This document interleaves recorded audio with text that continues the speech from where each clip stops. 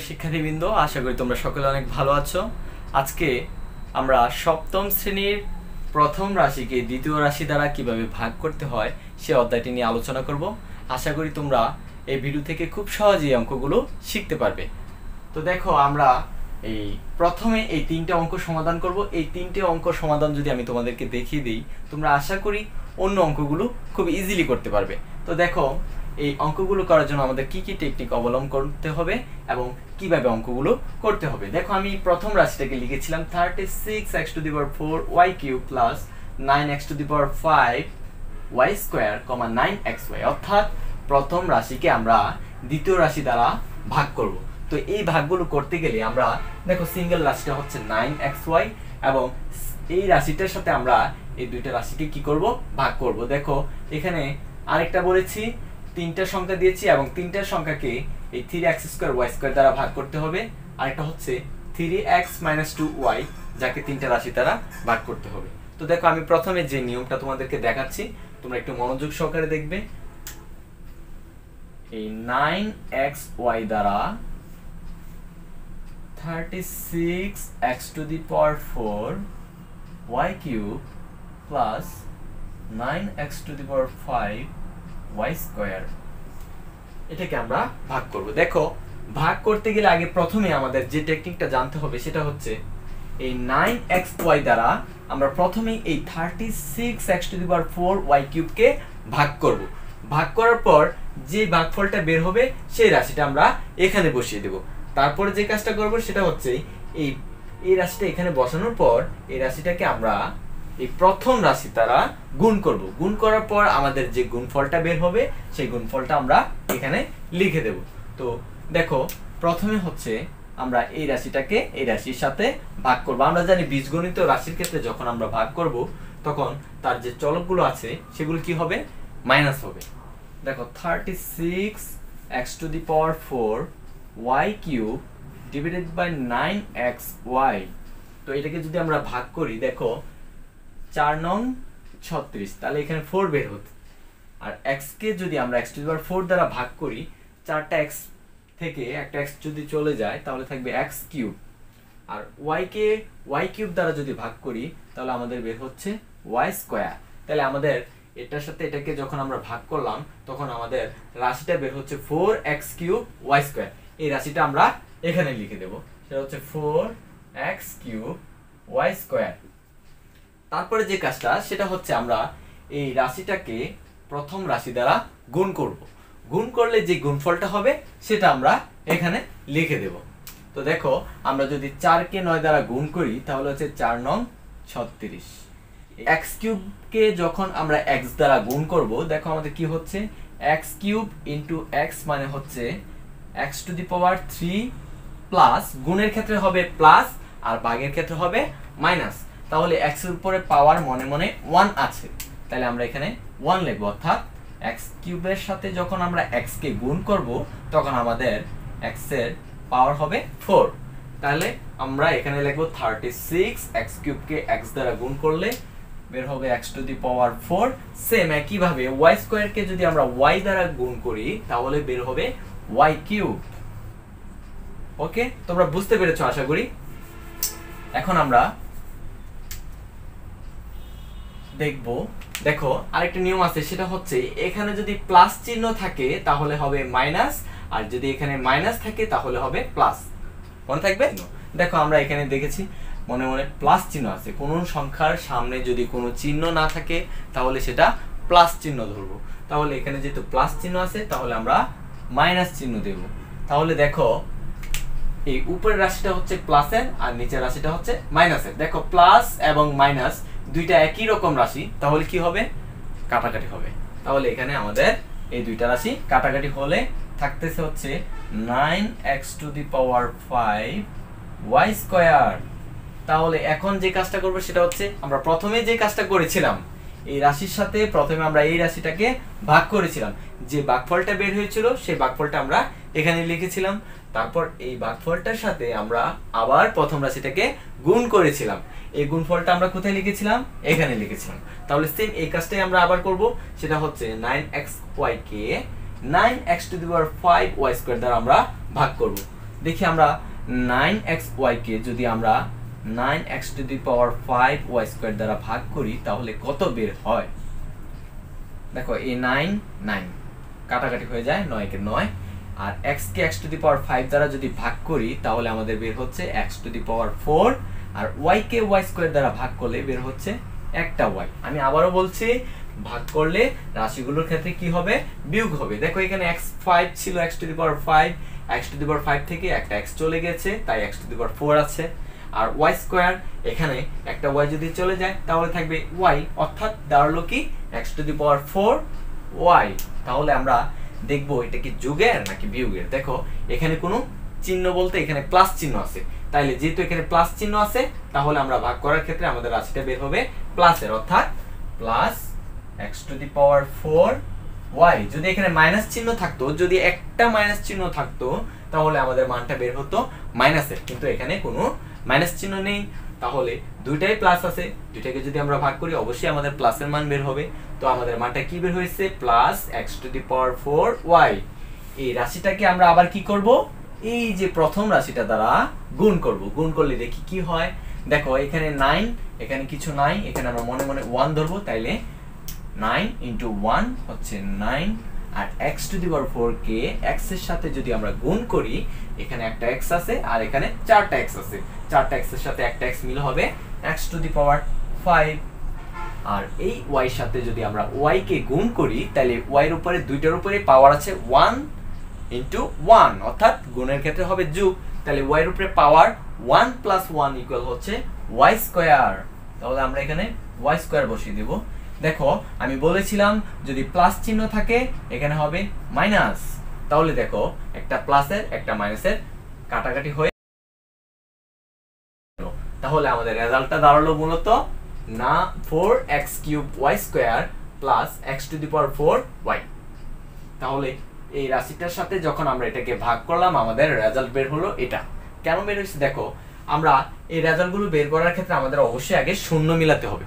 যখন আমরা শূন্য মিলাবো তখন কিন্তু আমাদের রেজাল্টটা অটোমেটিকলি বের হয়ে যাবে, এবং এটাই হবে আমাদের কাঙ্ক্ষিত আনসার।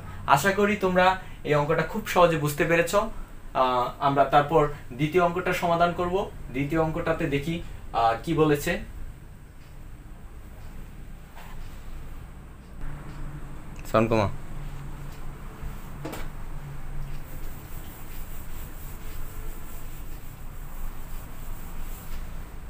দেখো তারপর যে অঙ্কটা বলেছে সেটা হচ্ছে 3x² y² কে 15x³ y³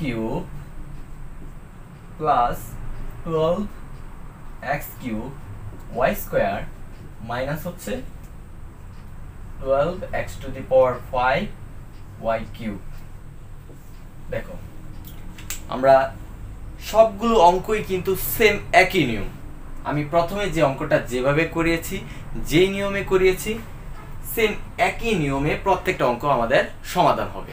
দেখো প্রথমে আমি যে কাজটা করেছিলাম সেটা হচ্ছে এই রাশিটাকে এই রাশির সাথে প্রথমে ভাগ করেছিলাম, যে ভাগফলটা বের হয়েছিল সেই ভাগফলটা আমরা এখানে লিখেছিলাম, এবং ওই ভাগফলকে আমরা প্রথম রাশি দ্বারা গুণ করেছি। যখন আমরা গুণ করেছি যে গুণফলটা বের হয়েছে সেই গুণফলটা কিন্তু আমরা এখানে লিখে ক্যালকুলেশন করেছি।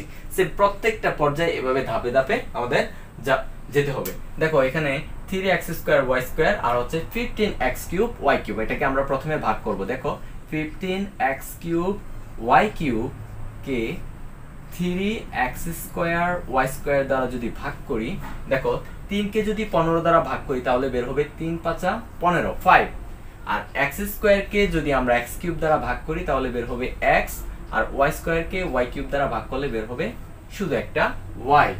তাহলে আমাদের বের হয়েছে কি 5xy, প্লাসের নাকি মাইনাসের। এখন দেখো এখানেও প্লাস আছে এখানেও প্লাস আছে, তাহলে আমাদের মানটা অবশ্যই প্লাসের বের হবে।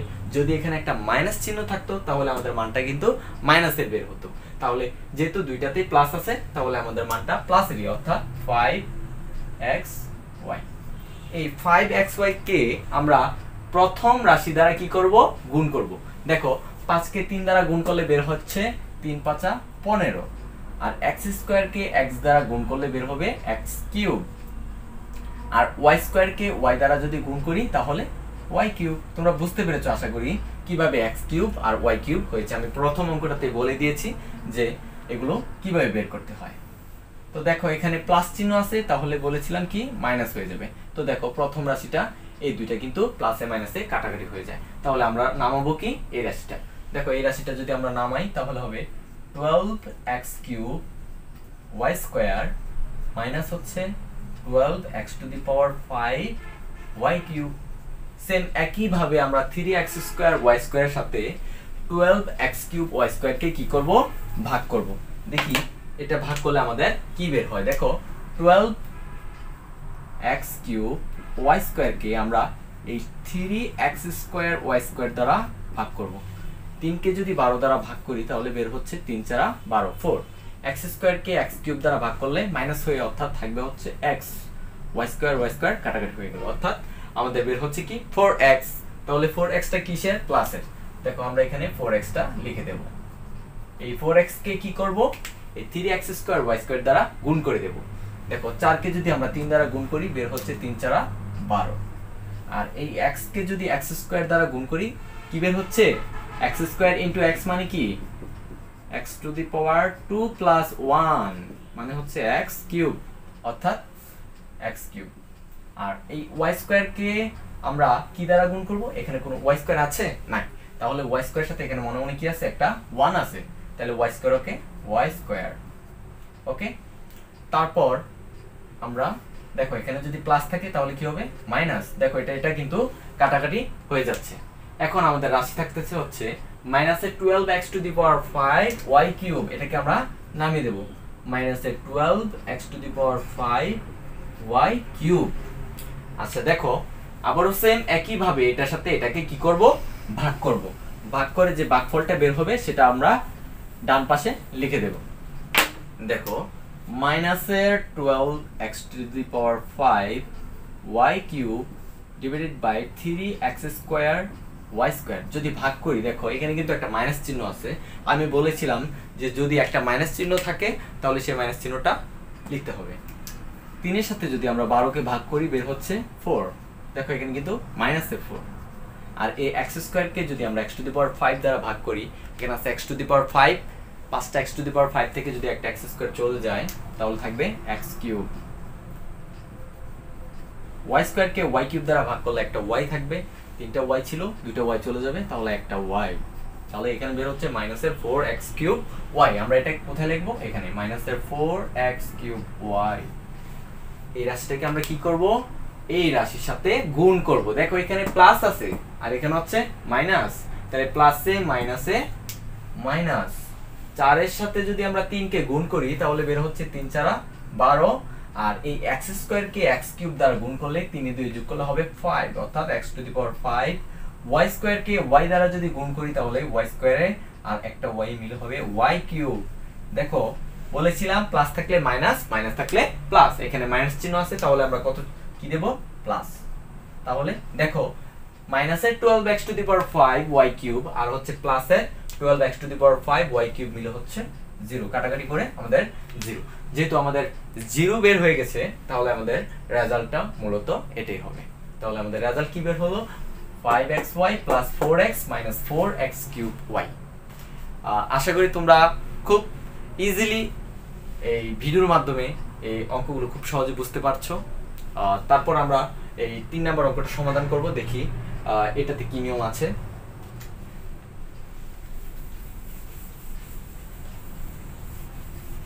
-2y। দেখো এখন আমাদের একটা বিষয় জানতে হবে, এরকম অঙ্কগুলো যখন থাকবে এই নিয়মটা, অর্থাৎ এখানে প্রথমে দিয়েছে কিন্তু 6y স্কয়ার, তারপর দিয়েছে plus 3x square minus 11xy। এটাকে আমরা একটু সাজিয়ে লিখতে হবে। সেটা হচ্ছে কি, দেখো আমাদের প্রথম রাশিটা মূলত এখানে 3x আছে আর এখানে দিয়েছে 6y স্কয়ার, তাহলে y স্কয়ারের সাথে কি x কে ভাগ করা যাবে না।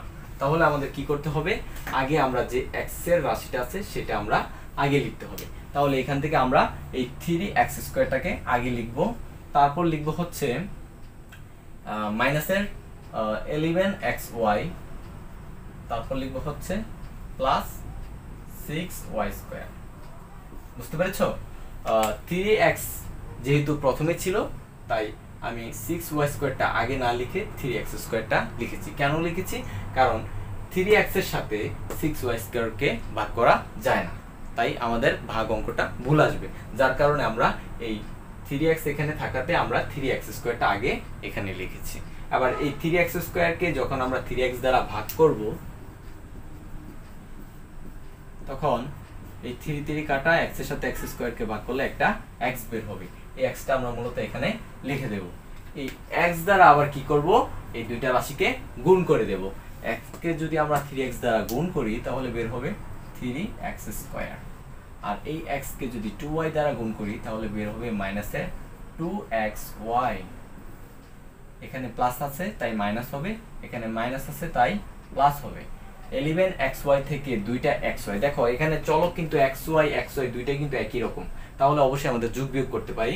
উপরে আছে বিয়োগের 11টা xy, নিচে আছে যোগের 2টা xy। তাহলে এই উপরের 11xy থেকে যদি প্লাসে 2xy চলে যায় তাহলে আমাদের মূলত থাকবে হচ্ছে 9xy। তবে সেটা কার হবে? মাইনাসের হবে, কারণ বড় সংখ্যার মধ্যে মাইনাস চিহ্ন আছে। তাহলে হবে 9xy প্লাস 6y²। দেখো একটা যদি x থাকে তাহলে কিন্তু আমরা সেই ভাগটা করতে পারি, কিন্তু x না থেকে যদি এখানে y থাকতো তাহলে কিন্তু আমরা 3x এর সাথে কখনোই ভাগ করতে পারতাম না। তো এখানে যেহেতু x আছে তাহলে আমরা মাইনাসের 9xy কে 3x দ্বারা ভাগ করব। দেখো 3 কে যদি 9 দ্বারা ভাগ করি তাহলে বের হচ্ছে 3 3 9 3, আর x কাটা থাকলো হচ্ছে y, যেহেতু সামনে একটা মাইনাস আছে তাহলে মাইনাসের 3y। এই মাইনাসের 3y আমরা এখানে লিখে দেব, অর্থাৎ মাইনাসের 3y। এই মাইনাসের 3y দ্বারা কি করব? এই মাইনাসের 3y দ্বারা এই দুইটা রাশিকে গুণ করব। মাইনাসের 3y দ্বারা যদি আমরা 3x কে গুণ করি তাহলে প্লাসে মাইনাসে মাইনাস 3 3 9, আর y এর সাথে যদি x, অর্থাৎ 9xy। মাইনাসের 3y দ্বারা যদি 3x কে গুণ করি তাহলে বের হবে -9xy। আবার এই মাইনাসে মাইনাসে প্লাস 2y কে যদি 3y দ্বারা গুণ করি তাহলে 3 দুগুণে 6, আর y এর সাথে y কে যদি গুণ করি তাহলে বের হবে y²। মাইনাস থাকলে হবে প্লাস, প্লাস থাকলে হবে মাইনাস, অর্থাৎ দেখো আমাদের ভাগশেষ শূন্য মিলেছে। তাহলে ভাগশেষ যেহেতু শূন্য মিলে গিয়েছে তাহলে আমাদের কাঙ্ক্ষিত আনসার হবে x - 3y। দেখো অঙ্কগুলো কিন্তু খুব সহজ, তোমরা যদি বুঝতে পারো তাহলে প্রত্যেকটা অঙ্ক কিন্তু তুমি খুব সহজে বুঝতে পারবে। এই টেকনিকের মাধ্যমে তুমি খুব সহজেই অঙ্কগুলো বুঝতে পারবে। আশা করি তোমরা অঙ্কগুলো খুব ভালোভাবে বুঝতে পেরেছো। সাথে থাকবে, আমাদের ভিডিওর সাথে থাকবে, বিএন অনলাইন ক্লাসের সাথে থাকবে, এবং যদি কারো কোনো এদের কোনো অঙ্কের সমস্যা থেকে থাকে তাহলে আমাকে কমেন্ট বক্সে জানাবে। আমি অবশ্যই এই অঙ্কগুলো খুব সহজেই তোমাদেরকে করে দেওয়ার চেষ্টা করব। ওকে, থ্যাংক ইউ।